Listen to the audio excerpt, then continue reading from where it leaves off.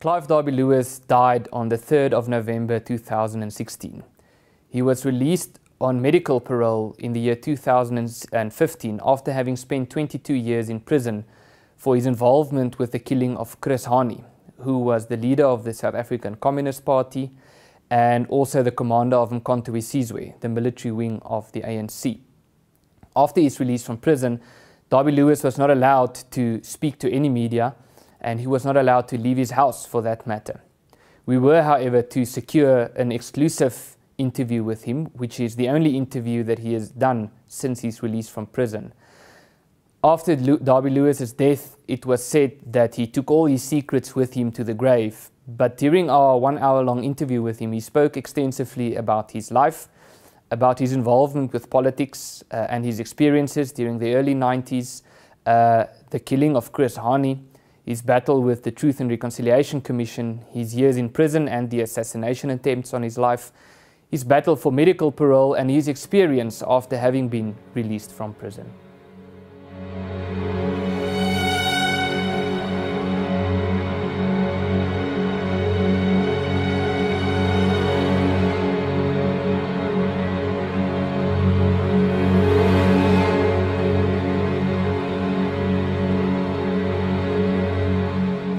Clive Derby Lewis, thank you very much for agreeing to this interview. Let's jump right into the interview, and the first question I want to ask you is, I think the big important question is, why did you kill Chris Hani? Chris Hani was a hardline communist who was determined at all costs, even to laying the country to waste, to achieve his political aims. He was a radical. He was uncontrollable by the ANC hired authorities. He was a man who targeted civilians in preference to military targets. And as far as we were concerned, he was public enemy number one. Well, we'll delve into the Chris Hani topic a bit later in the interview, but if we take it a step back, you were, I think, about 12 years old in 1948 when the National Party took over. How did the politics of South Africa and of the National Party in particular influence you in growing up? Well, I lived right through the so-called apartheid era. I was very aware of what was going on because my father encouraged me to read newspapers at a young age. So I knew it was happening with the war. And I observed that there was a big influx of African people from the rural areas into the cities looking for work, an uncontrollable wave of people. I mean, we're talking about hundreds of thousands of people. We talk about people who were totally illiterate. They couldn't read, they couldn't write. And all of a sudden, these were landed on urban areas. And it was quite clear from that situation that the National Party, who was the government in 1948, had to do something to ensure control, because if you study the history of South Africa, you will see that before 1948, before the National Party took power, there were a number of what people refer to as apartheid laws already in operation. They were in operation to ensure good order in the country and to assure that there was no conflict between the various racial groups. You've recently been released from prison. You are currently out on medical parole. How is your health at the moment? So I'm very grateful to Almighty God for that, but I really have a reasonable quality of life today. My lung cancer is in remission, and I'm quite comfortable. I've seen a picture of you and Lieutenant General W.R. van der Riet awarding you with a medal. Perhaps if you can just explain to us what that was about. Well, you know, I served for many years in the citizen force. I eventually ended up as commanding officer of the Witwatersrand Rifles Regiment, and that medal that General van der Riet was pinning on my chest was for efficient and meritorious service. And you were the youngest commander of that regiment, is that correct? And I believe I'm still classified as the youngest ever.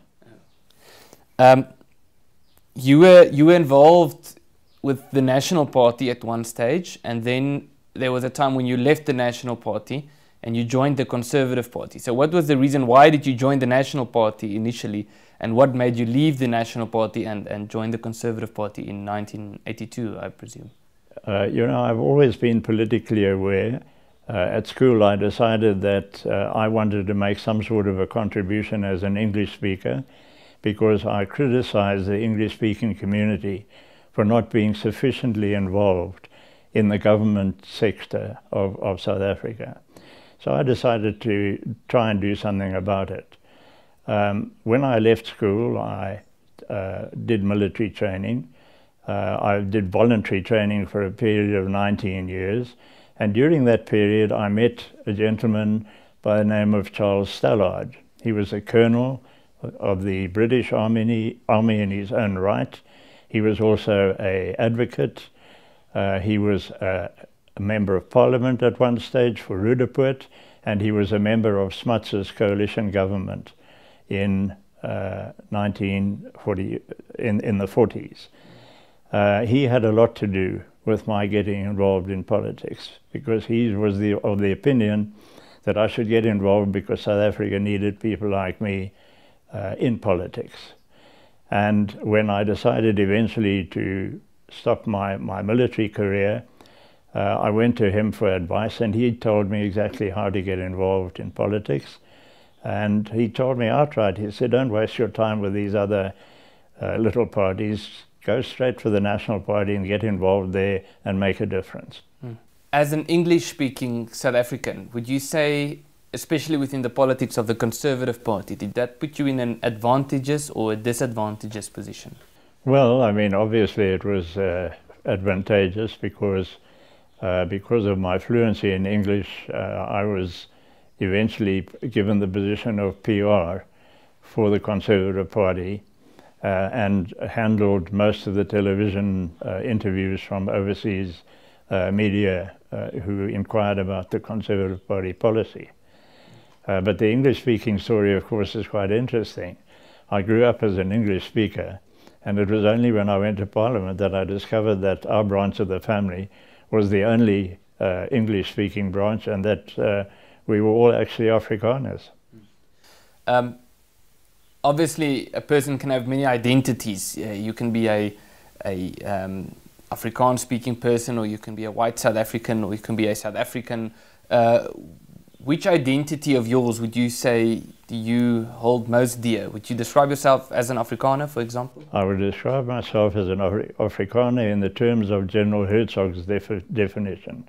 General Herzog said that anyone who puts South Africa first, English or Afrikaans speaking, is a South African, is an Afrikaner. And based on that, I devoted almost my full political life towards promoting that image, and also towards convincing English speakers that they were Afrikaners and they shouldn't be upset if people spoke about the future of their Afrikaner because they were included. In fact, it was quite interesting that I eventually agreed, or got the people to agree, that instead of calling ourselves a folk, which is a concept which people don't understand, we should call ourselves a tribe, because we are the white tribe of Africa. You were opposed to the releasing of Nelson Mandela in 1990. What was the reason therefore?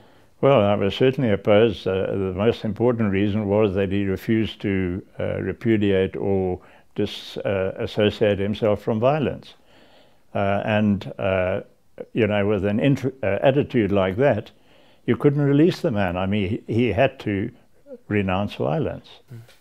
But wouldn't you say that apartheid was dead in any case, and that certain changes had to be made? Changes in what regard? Political reforms, releasing Mandela, unbanning the ANC. You know, the amazing thing about this whole story is that political reforms were already introduced by the National Party years before under Dr. Hendrik Verwoerd.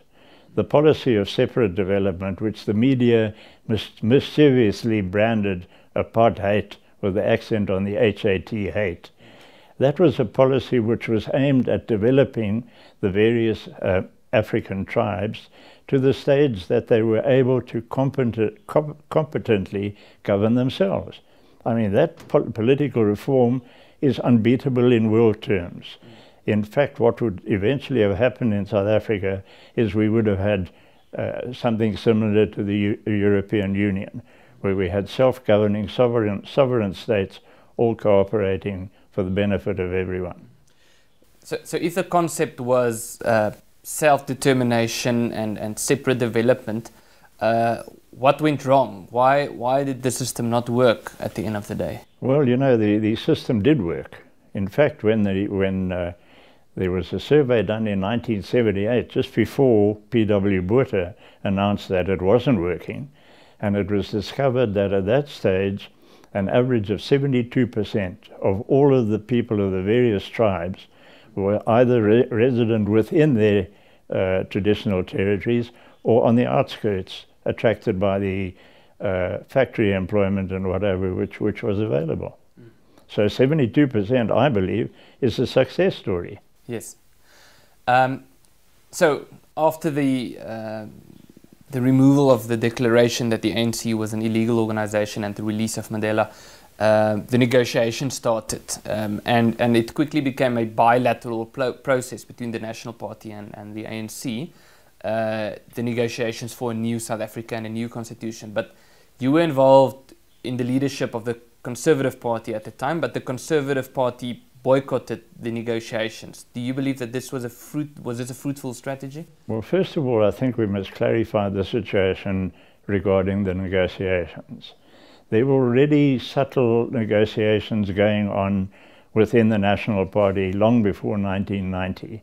In fact, I know that, for example, the Broederbond chairman, Piet de Lange, had a meeting in London with prominent leaders of the ANC. There were also other academics, and Piet Miller of now Media 24, he was the first guy who started talking to the ANC. The Democratic or the Progressive Federal Party also had their meetings with the ANC negotiating. You know, at one stage, Dr. Connie Mulder was thrown out of Parliament because he allegedly lied to Parliament about the establishment of the Citizen newspaper.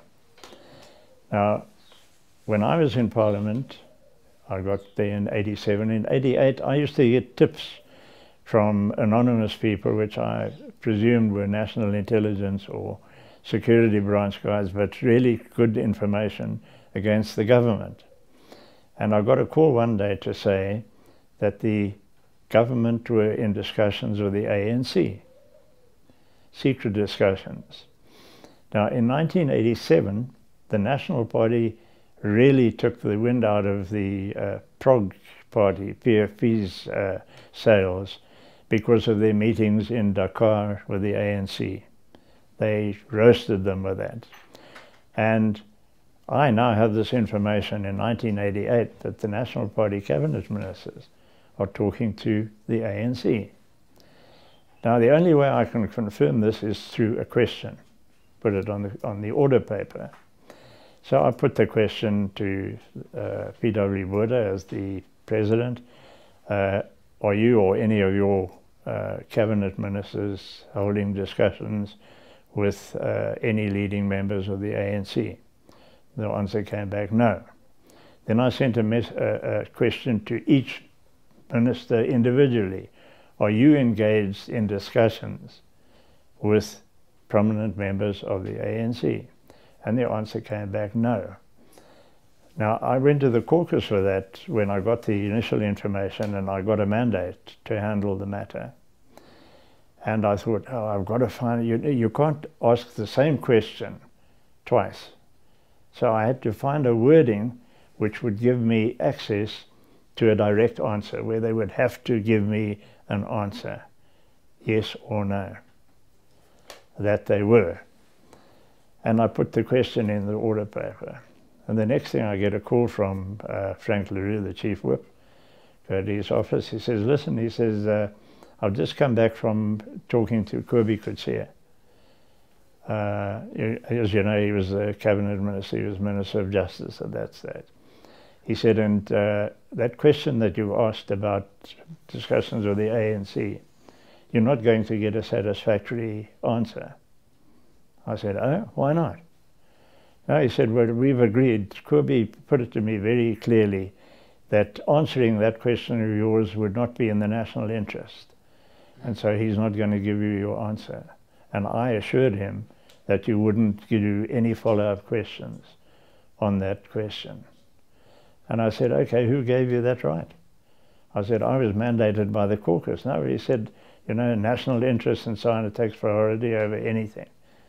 And I had him lambasted at the following caucus meeting because, I mean, he had no right to do that. And in fact, he saved the National Party because, I mean, you can imagine what would have happened if it came out in 1988 that the National Party, contrary to what they said about the the PROGS, PFP, meeting with the ANC, were doing exactly the same thing. And it would have brought them down in 1989. But the important part of the National Party negotiations, that I believe that they were negotiating with the ANC to ensure their future position in a black-ruled South Africa. So, putting it that way, do you believe that the National Party was dishonest in the way it communicated to its constituency? They were totally dishonest. In fact, de Klerk himself was dishonest to his own constituency, because that announcement that he made releasing Mandela and unbanning the Communist Party and the ANC, he made on his own. He didn't even discuss the matter with his caucus before he did it, which is the so-called democratic process. So he had already taken dictatorial rights and decided for the people. He then, of course, pulled a complete swindle with the 1992 referendum, when he got such a thumping in Potchefstroom and previous to that in Virginia and the Free State. He was morally obliged to call an election, because it was clear at that stage that the electorate had rejected the National Party. Instead of that, he called a referendum. He concocted a very vague question, which people encouraged people to vote yes.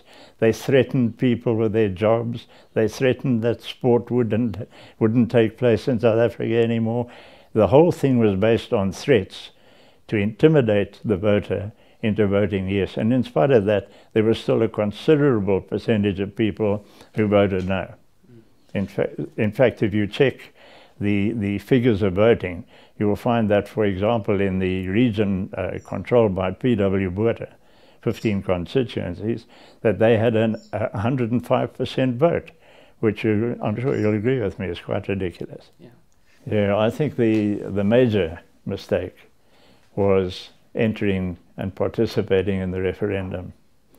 You know that we wanted an election, and we knew that we could win an election.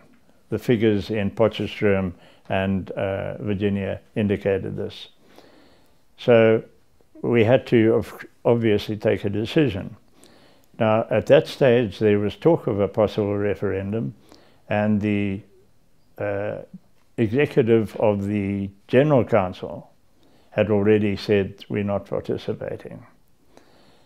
And before the referendum was announced, you know, the guys, when they've got nothing to do at Parliament, they go back to their constituencies to see what's going on and so on.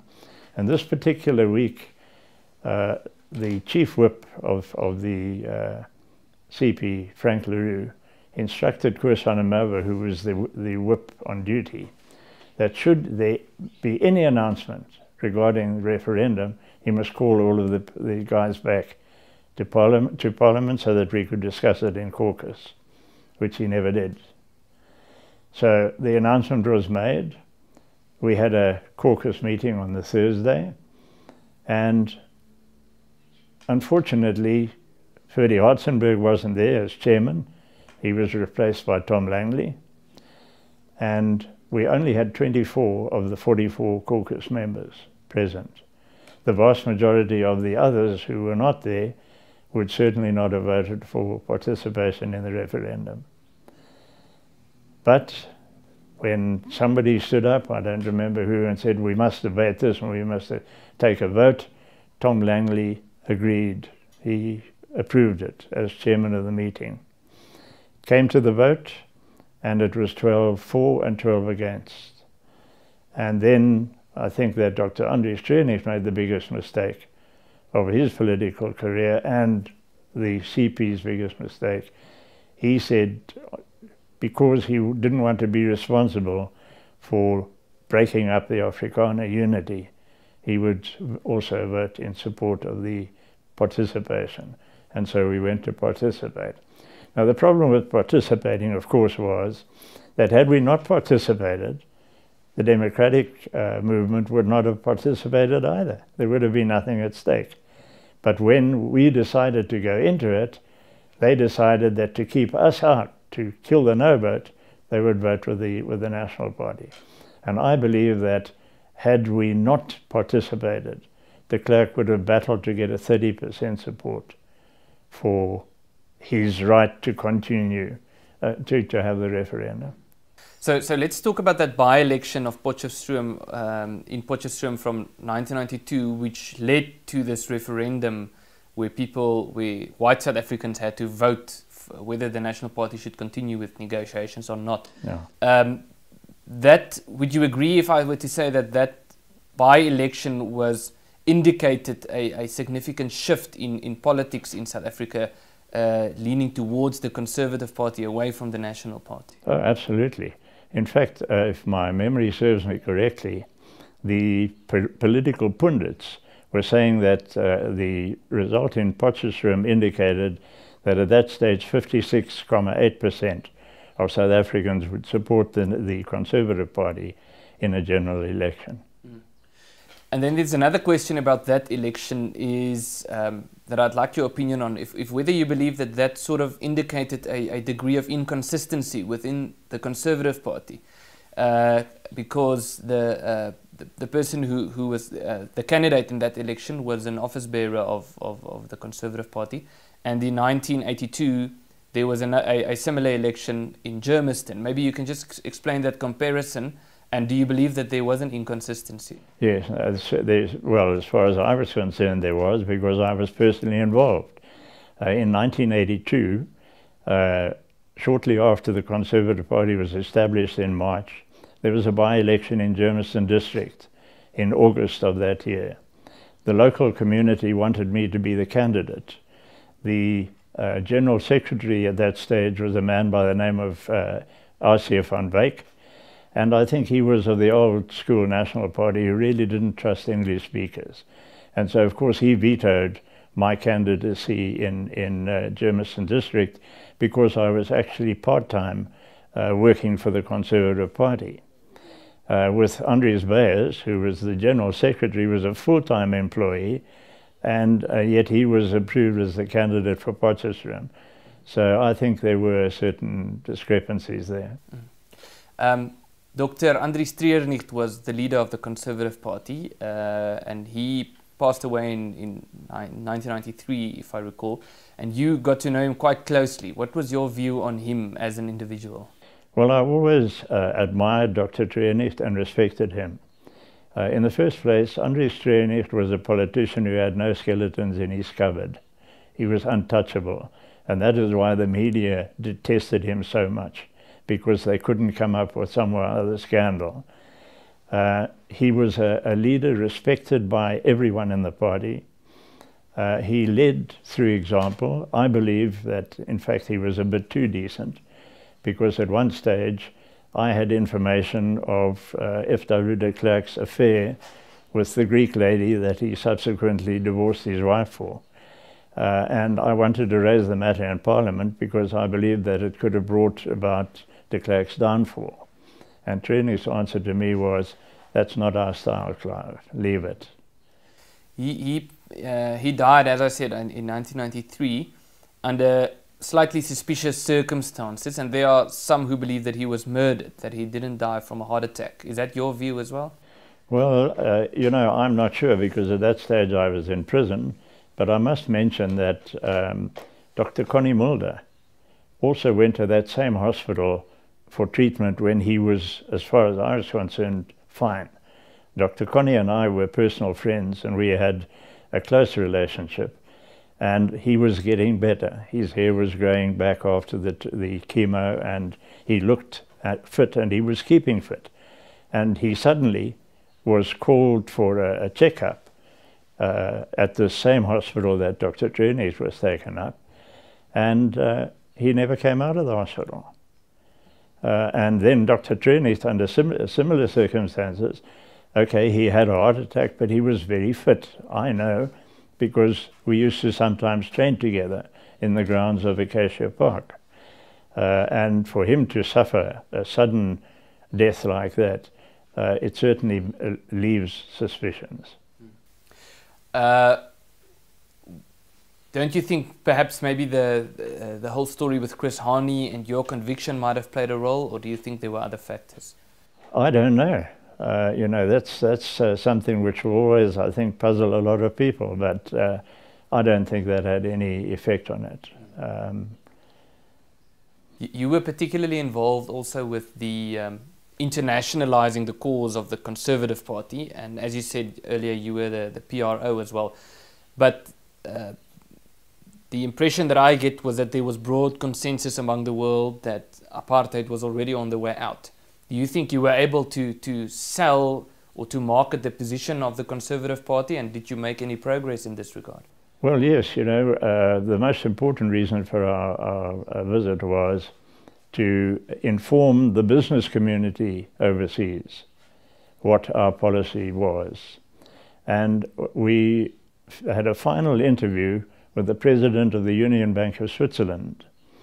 And after Dr. Jenny spoke to him and outlined our policy and whatever, he said to this president, he said, "What would your feeling be if the Conservative Party became the government in South Africa?" And the president's answer was a simple one. He said, "We only look for one thing in a country, and that is stability. If there's stability, we will invest, because we know in South Africa we can make good benefits out of our investments. So if you ensure stability, that's all we want. We don't mind what your policy is." And how would a Conservative Party government have been different than a National Party government? Would it implement the same policies, or would there be changes in the way the system was implemented? Well, you know that the policy of separate development was so successful that there were 4 self-governing territories who had total sovereignty finally. It was the Transkei, the Ciskei, Venda, and Bophuthatswana. Bophuthatswana was the surprise of all, because those Tswanas people took it so seriously that within a period of something like 3 or 4 years, they became an exporter of agricultural products, which made them one of 3 African states, the other 2 being South Africa and Botswana, who were actually able to export agricultural products. So it was a success story. The Venda government were very successful with their tourism. The Ciskei government were very successful in effecting industrial development. The only flop was the Transkei, and that was because those people were too arrogant to do anything themselves. They just sat there and reaped the benefit of massive financial injections from the National Party government and did very little to develop their people. So, with the benefit of hindsight, and from a strategic perspective, what would you say, because at the end of the day, the Conservative Party did not succeed in taking over the government. So what would you say were the biggest mistakes that the Conservative Party made? Well, the biggest mistake we made was trusting de Klerk. I mean, we expected him to behave like an honorable person, which he had no intention of doing. He was determined to betray us. All of those negotiations and discussions that they had illegally, and I almost exposed that at one stage with Nelson Mandela and company, they were all aimed at securing their own position in the future with a black-dominated government. And the fact that, as you know, after 1994, they became part of the combined government, confirms what my suspicions were. But I actually in 1990 issued a information pamphlet in my constituency in Krugersdorp under the heading of Oorgawe, in other words, surrender. And I outlined the process that I believed was going to be followed by the National Party government in their determination to betray us. And with a few date problems, what I forecast exactly took place. Why particularly Chris Hani? Why not Nelson Mandela? That could render South Africa ungovernable. At that stage, I still wasn't convinced that it was the right thing to do. And this is something which didn't come out generally.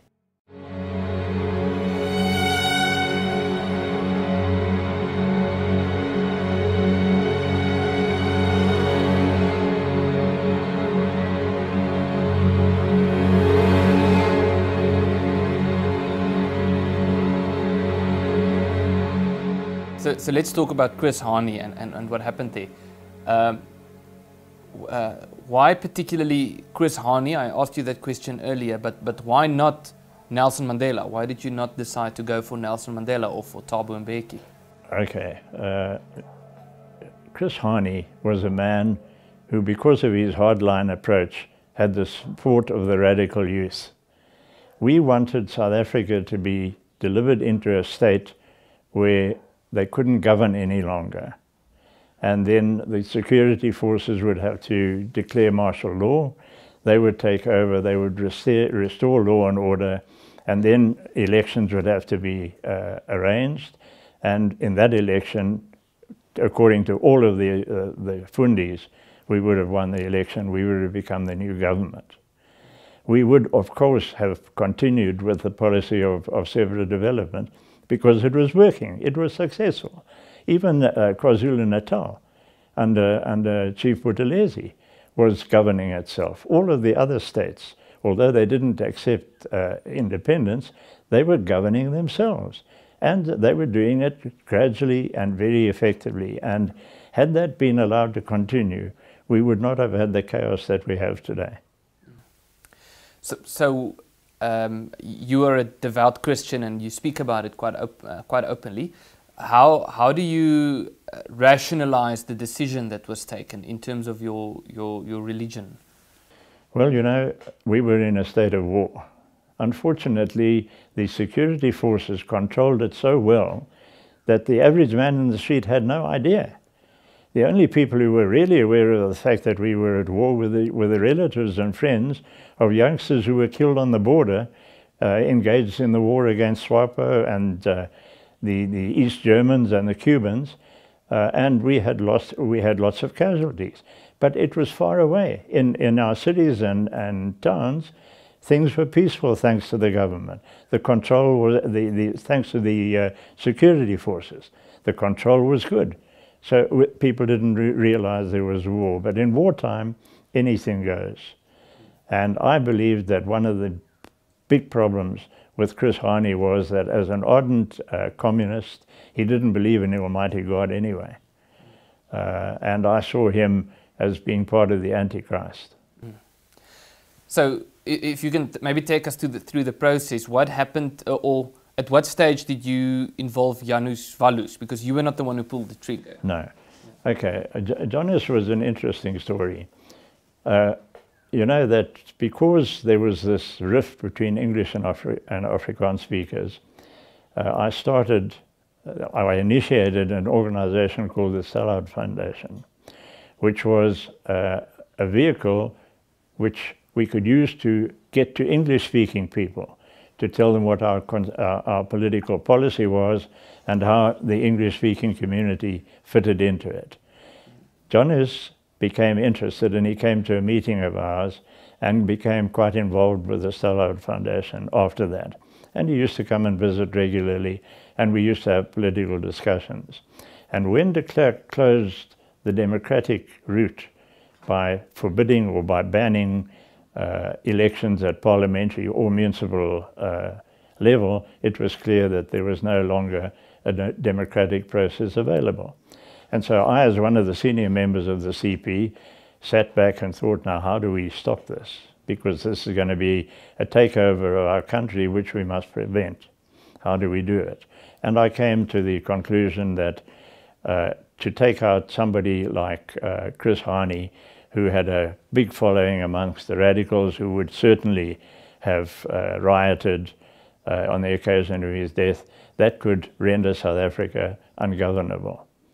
And that was and when I discussed this, Walus and I used to have many discussions.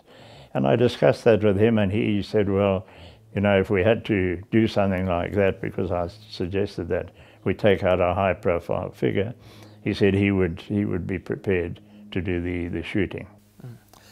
So was that an instruction that you gave to him, or was it a discussion between the two of you, and an agreement between the two of you? Well, obviously, I mean, I couldn't instruct him to commit murder.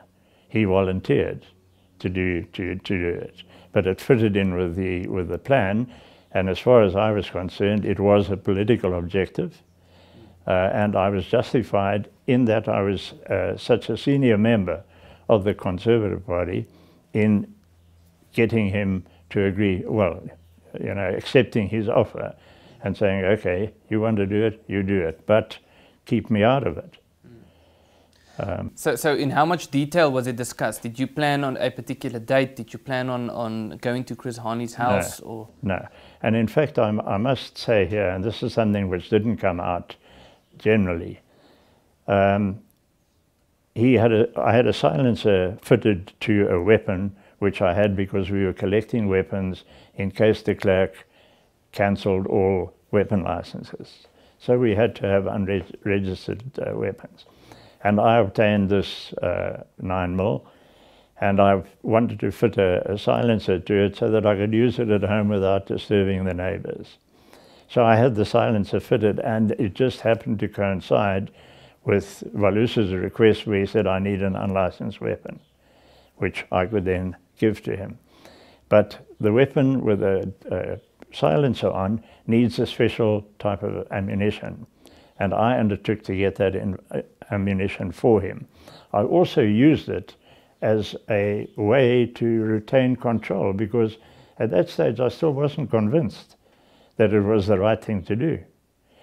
But unfortunately I didn't know that Walus had his own 9mm pistol, and he took the one that I provided, he tested it, he found problems with the silencer because the thing had to be cocked every time you wanted to fire a shot, and so he dispensed with the silencer. He then went and bought ammunition for his 9mm, and he used that in the weapon which I provided. So you didn't agree on a particular date. How did you hear about it on the news, or how did you hear about this? Well, it was quite, we were actually visiting friends who had just moved into Krugersdorp to welcome them. We were having tea and the telephone rang, and this friend's wife answered the phone, and she came back and said, oh, Chris Hani's been shot. And of course, when I heard it, I had a tremendous feeling of relief, because I knew that because I had the ammunition which he needed, it couldn't have been Walus who did it. And then I found out on the Sunday that it was actually him, and I can tell you it was quite a shock. So how did you find out when he was arrested? Yeah. I know he was seen by a witness who went to the police. How did it come to be that he was arrested in the first place, and then also how did it come to be that you were arrested with this particular? Well, you know, we discussed the thing, obviously, and I organized a big purple wig for him to wear should he do it, and so that people would look at the wig, they wouldn't see his face, and they wouldn't be able to identify him. He was also supposed to change the car registration and you know, that sort of thing. Otherwise, the arrangements were his. The only instruction that I really gave him was that no one else but Hani should be harmed in this case. If he had bodyguards, it's off. You don't do it on that day.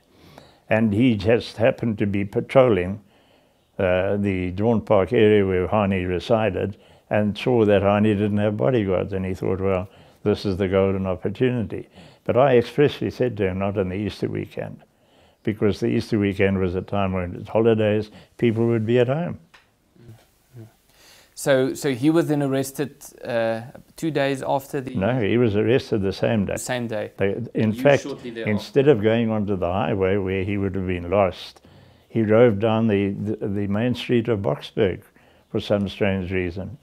And a couple of policemen were driving along. They pulled up next to him, looked, and he met the description that this person had given, you know, in the call, and they arrested him. But of course, I wasn't arrested.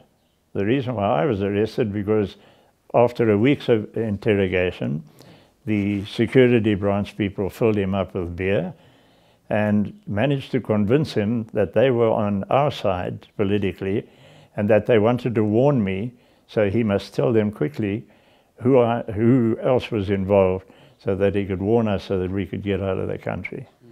And that's how I then became connected.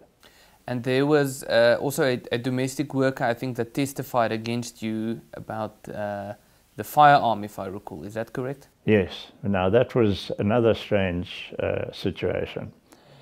In the trial, the question of the handing over of the weapon was essential to the circumstantial evidence case which the state was building, because they knew we weren't going to testify, because they'd been taping our legal visits and all sorts of, getting up to all sorts of skullduggery.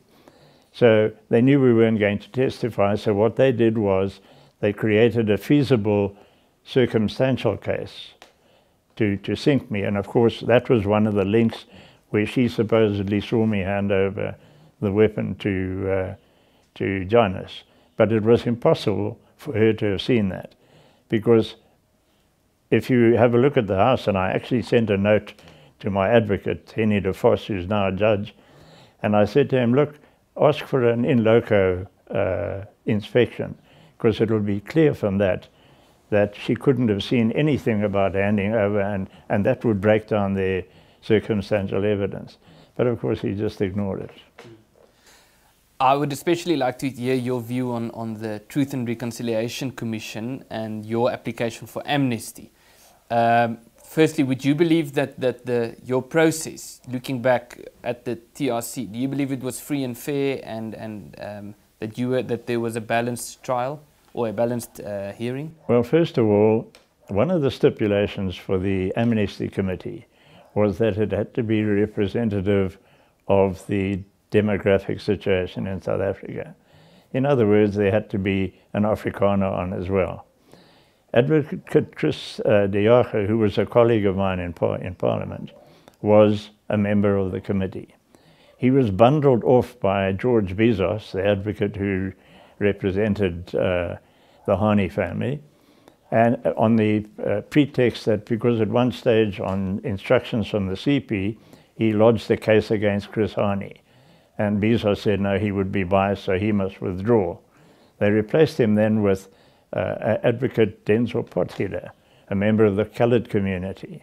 So the committee was no longer representative of the South African demographics. And, you know, it was quite obvious afterwards, when I saw the judgment, that the whole process was a show. It was a showcase to show the people how the ANC government deals with opposition. We were traipsed all over the country. We were in Benoni, we were in Pretoria, we were out at Mamelodi, we were taken to Johannesburg. It was a circus, and it was obvious, just a showcase. Well, it's quite well known that the ANC was also involved with political crime, so to speak. How did the ANC package their case against you, given the fact that the ANC was doing more or less the same? Well, they didn't really package their case. I mean, my thing was done by Bezos on behalf of the Hani family, and then Advocate and Chair, who was the Amnesty Committee advocate. And they brought all sorts of witnesses and what have you to testify. It was like a trial, but it wasn't supposed to be a trial.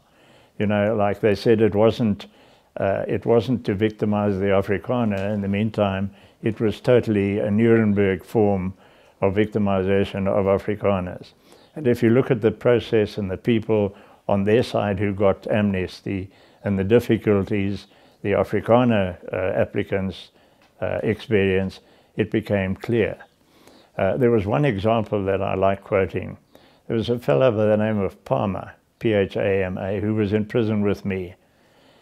He had shot dead 15 IFP supporters who were traveling in a combi on the East Rand to attend a reconciliation meeting with the ANC.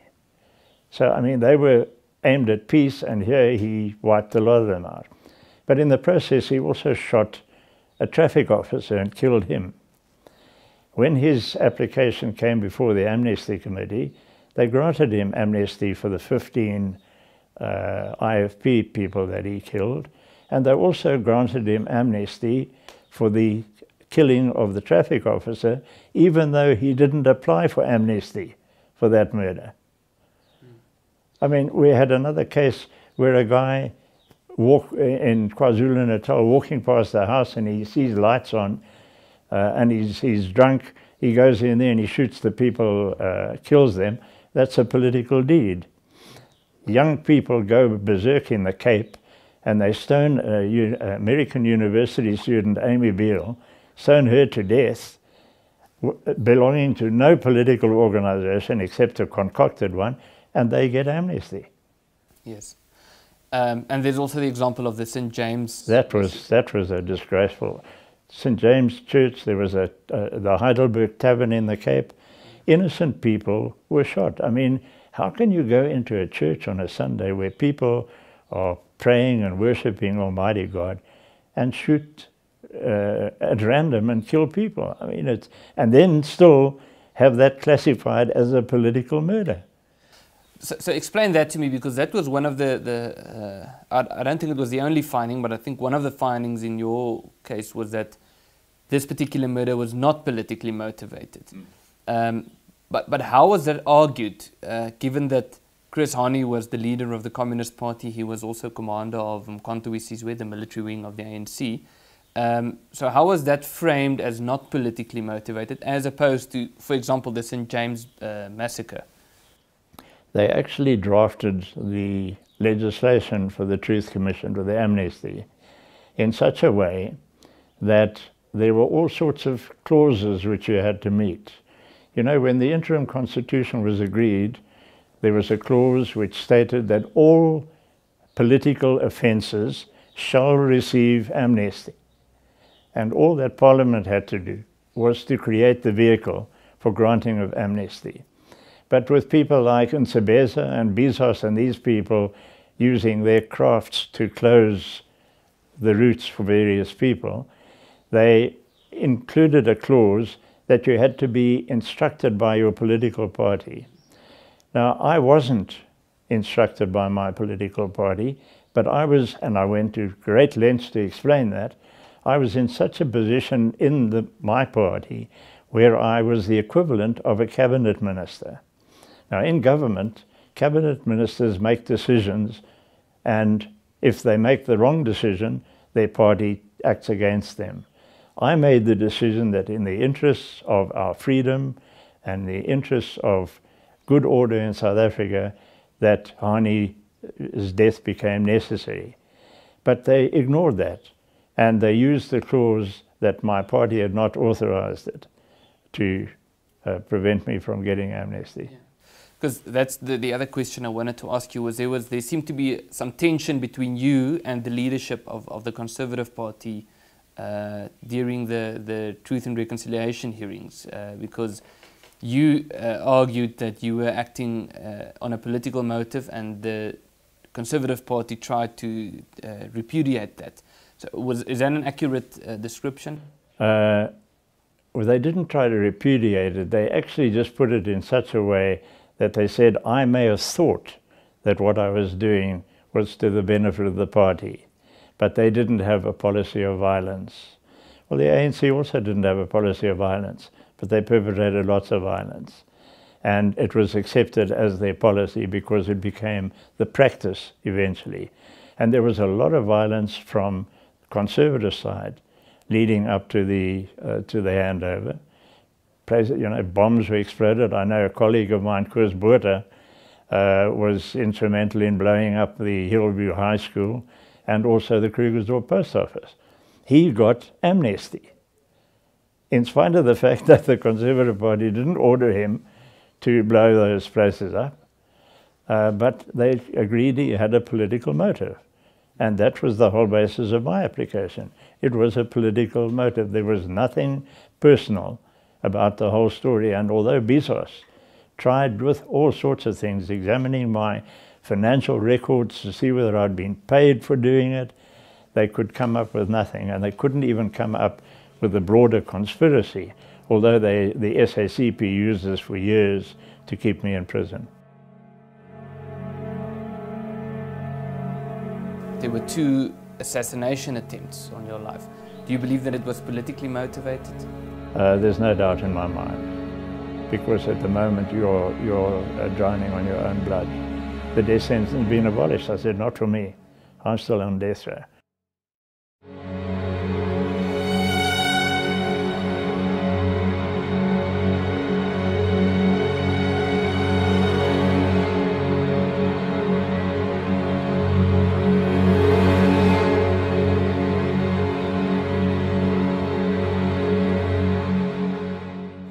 Once you went to prison, I'm sure there must have been other inmates who were supporters of the ANC or the Communist Party or Chris Hani.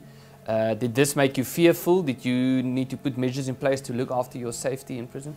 Well, when I came to prison, they said that my life was in danger because somebody would kill me. I found exactly the opposite with my dealings with everybody.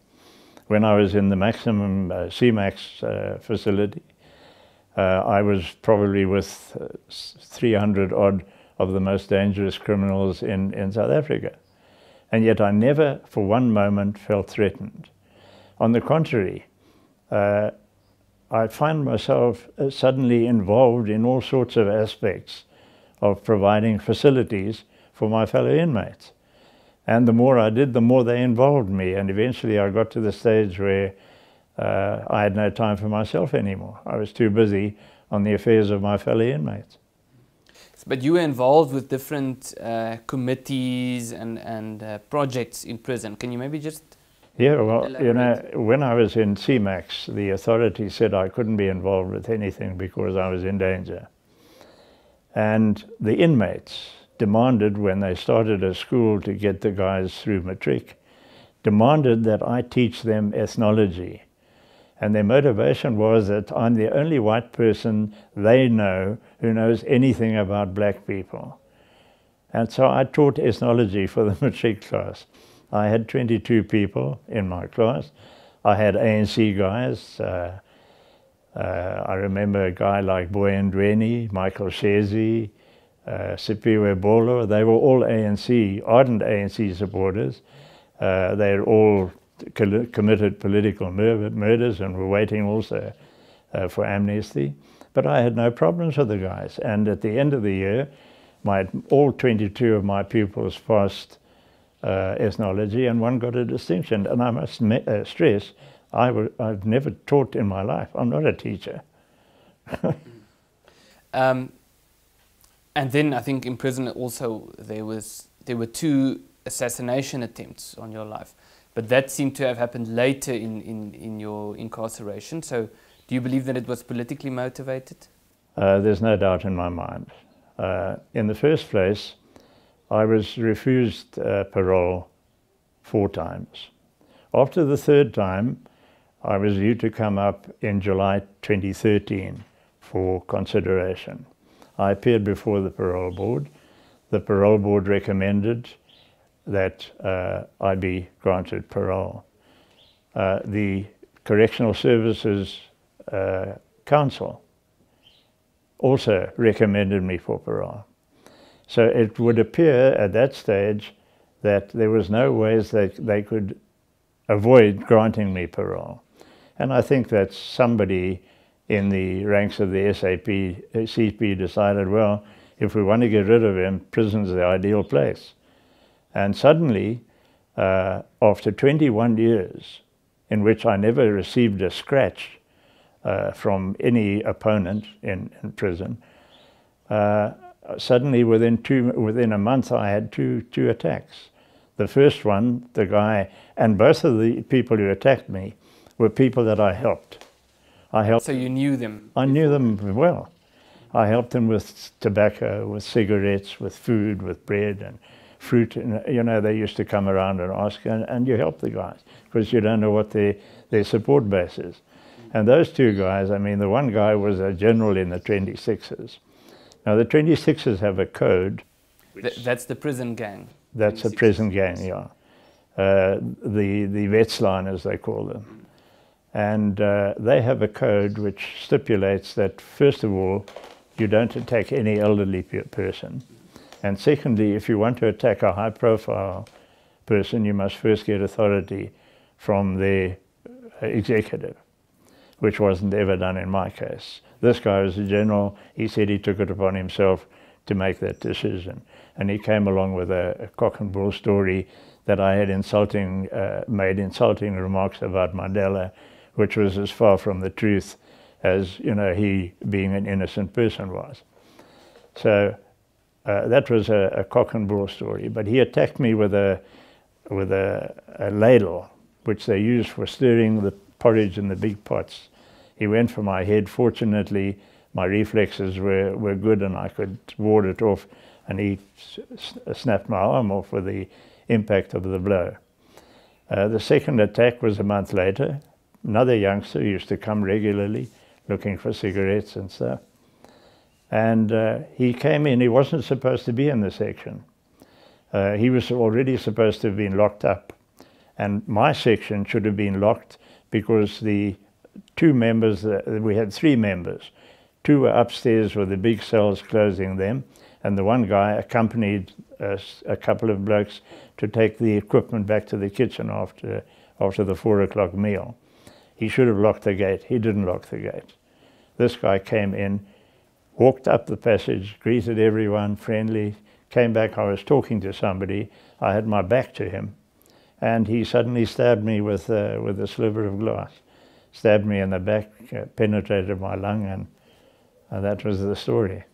And you almost died as a result of sitting down after that attack? Well, and what happened was that eventually, after getting somebody to fix me up after an hour, the sister disinfected my wound and stitched it.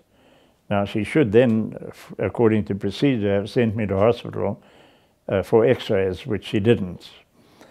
She sent me back to the cell. Fortunately, my doctor had obtained an urgent order to ensure that I come to hospital on the Monday for an operation on my chest to remove skin cancer. And when I got there, he said, you know, he examined me and so on. He said, we're going to take x-rays, but you'll go into the theatre tomorrow for the cancer operation. He came back that same afternoon. He said, no, you're going into theatre right now, because at the moment you're drowning on your own blood. Your lung was penetrated, and it's been bleeding ever since then. And so I was shot in, and that's with the x-ray then also indicated that I had lung cancer. Oh, I see. So in talking about the process of getting medical parole, there's been especially two very high-profile cases of well-known prisoners trying to get medical parole, and you are, of course, one of them, and the other one would be Shabir Shaik. And then, of course, Jackie Salevi, the former police chief. So, yeah, let's use those two examples. What would you say were the main differences? Because it seemed that in your case it was a much harder, a much longer struggle to get parole. Why is this the case? Well, it was interesting. Shabir Shaik was granted medical parole because he had hypertension. When I was admitted to hospital in 2010, it was discovered that not only did I have gangrene in my leg, that I also had hypertension, a severe case of hypertension, and I also had skin cancer. Then my lawyer applied for medical parole, and they rejected it. And, you know, they just rejected. The minister has the authority to reject. So they rejected my medical parole. Then when I went back to hospital in 2014, as a result of the stabbing, I was examined again, but this time I was examined by a number of people from the Medical Parole Advisory Board. And they were, there was conflict as far as whether I should have medical parole or not, because they found that I had stage 3B cancer, and that wasn't sufficient for medical parole. So they rejected the medical parole. I then applied again for medical parole. No, sorry. They then sent 2 doctors because I complained, and I said, you know, this is it's ridiculous. They sent 3 specialists. The third guy, I don't remember, was an African, and then there were 2 Indian specialists, Dr. Wadi and Dr. Lalu. And they were both specialists in the field of pulmonology and that sort of stuff, pathology. And the other guy, I don't know, because he never ever examined me. And after they did the examination, the 2 Indian doctors recommended to the Medical Parole Board Advisory Board that I should be granted parole, and the African guy said no, although he hadn't examined me, and these 2 both gave me thorough examinations. Anyway, so, you know, I then had a case to go to court. And we went to court, and the judge asked, you know, what the story is. How can you, what are you trying to do with this man? He's got stage 4 cancer, according to 2 specialists out of 3, the majority, and he then ruled that I had to be released immediately on parole. And then also after your trial, you were on death row as well. Yes, I was on death row. You know, that big fanfare was made about the abolition of the death penalty and what have you, but the news only reached me in the year 2000. And it was quite interesting when we had the amnesty hearing in the Pretoria City Hall.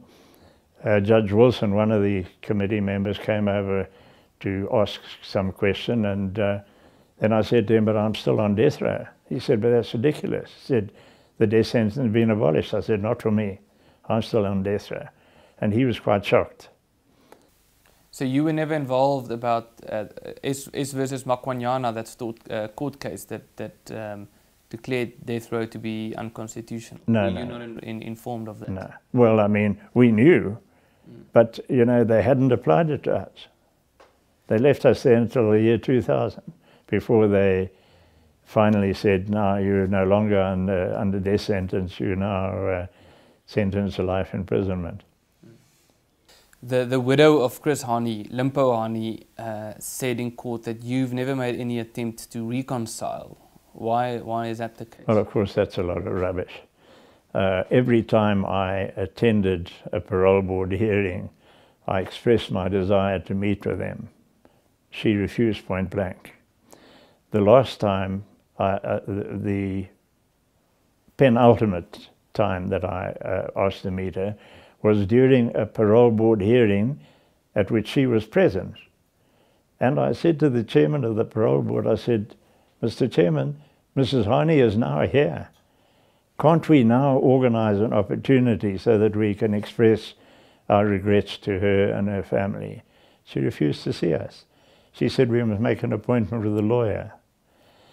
And then, of course, when I was in hospital, my advocate extended an invitation to the SACP to organize for Mrs. Hani to come and see me in the hospital. And she refused point blank.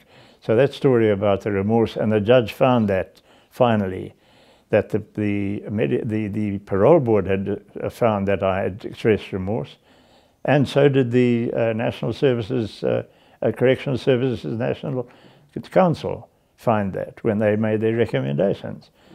And so he reprimanded the minister, in fact. So the invitation was directed to the SACP, but the SACP also said that you've never reached out. Yeah. So how did that happen? Well, I mean, you know, the SACP, what they say, you've got to examine very carefully because they are blatant liars. I mean, this whole question of the conspiracy which they keep on clinging on to, is so obviously a lie that was exposed at one stage by the Pretoria News editor when he wrote an article on the whole story, and he said, you know, if it is true that the SACP have evidence of a further conspiracy, they are actually defeating the ends of justice and should be charged for a crime. Is that the Thabo Mbeki conspiracy that you're referring to? Yeah.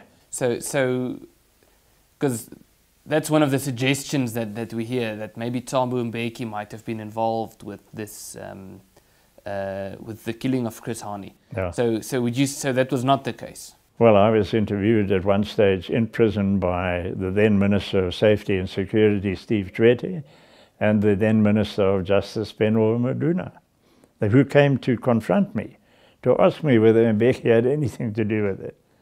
And I said to them, I don't know Mbeki from a bar of soap. I've seen photographs of him in the newspaper, but I would never talk to Mbeki because he's from the ANC, and the ANC are my enemies.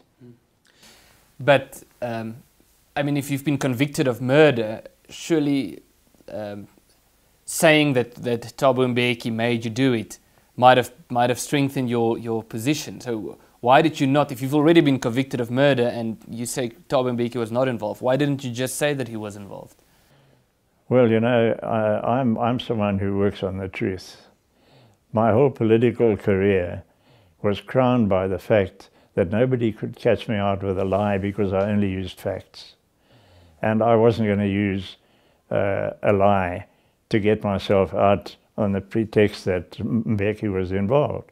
But in any case, the ANC and the SACP knew that he wasn't involved because they had a report which indicated that Chris Hani actually dispensed with his bodyguards the night before he was killed because he had an assignment with an air hostess from Air Transkei at the Holiday Inn at the airport. So, I mean, how would I know, or anybody be able to communicate to me so quickly that he had no bodyguards?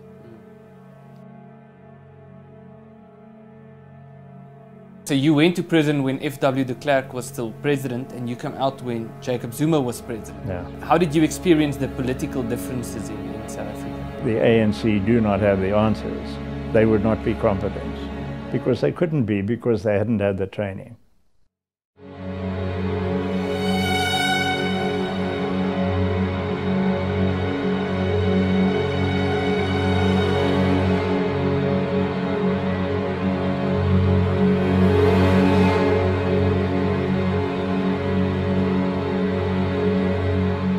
So eventually parole was granted. Eugene Terblanche of the AWB also went to prison, and he came out saying that he was a changed man. Would you say that you are now a changed man, having gone through prison? I don't think so. I'm the same person I was when I went into prison. My whole motto in life has been make a difference. I did it in the military, I did it in my personal life, I did it on council, and I did it in politics. And when I went to prison, I also decided that somehow I must make a difference. And I made a difference. I made conditions for my fellow inmates much, much better in the time that I was there. I was involved in all sorts of bodies. I used to organize family days. I was the first person ever to have organize a computer in prison, which opened study opportunities tremendously for the guys. In fact, you won't believe this, but for 3 years I was the chairman of the Soccer Association, controlling 20 soccer teams. Mm. So you went to prison when F.W. de Klerk was still president, and you came out when Jacob Zuma was president. Yeah. How did you experience the political differences in South Africa? Well, it was very obvious over the years, and I've kept myself informed, I've read newspapers and so on, that South Africa has deteriorated, it's gone down the slippery slope tremendously, and that the ANC do not have the answers. I was quite alarmed at when I was transported to the hospital to see the filth in the streets of the city of Pretoria. I mean, you know, those standards would never have been tolerated pre-1994. And it came as a bit of a shock, but you know that we expected it. I mean, we knew that they would not be competent because they couldn't be, because they hadn't had the training. You said at one stage that the killing of Chris Hani was because you were acting in defense of your people. Is that still your stance, or looking back, do you believe that that was a mistake? Under the circumstances at the time, I believed it was the right thing to do. Although I hadn't finally decided, I believed that that was the right thing to do, and that would be the only way, because he had the support of the radical youth who would certainly disrupt and make the country ungovernable, I hoped. You know, the whole object of an exercise is you must achieve what you believe you want to achieve. And we knew in the Conservative Party that to hand over to an ANC, SACP, communist-dominated regime would only mean disaster for everyone, not only for white people, for everybody. I mean, if you see what's happening now, the first president, Mandela, was at Xhosa. So, and Mbeki followed him. So the Xhosa's got all of the top posts. Then Zuma became the president, and then what happened? There's a transformation. It's now Zulus who get all of the top posts. In the meantime, the Tswanas and the Pedis and the Sutus and all of the others, they look at this and say, when are we going to get our share? So was it worth going to prison for 22 years? I didn't anticipate going to prison, obviously. But as I said, you know, my philosophy in life helped me, I think, to handle the prison environment, because I never really felt any different. I was doing things, I was getting things done. I controlled the stores. Everyone in my unit never ran out of toilet paper or toothpaste or anything like that, because I used to take my job seriously. I ran the administration eventually in my section. I used to inform the members when a guy should appear before the parole board, because I had the record of when he was due to get parole. I had all of those records which I kept to help and to make life easier for my fellow inmates. And then lastly, what would you say is still ahead for Clive Derby-Lewis? Time will tell. You know, at the moment I'm under house arrest, which is much better than being in prison, but it's very restrictive. I'm not even allowed to go to church on a Sunday, which I find is a total gross offence, violation of my rights. But my lawyers are looking at the whole matter, and hopefully they will do something about it.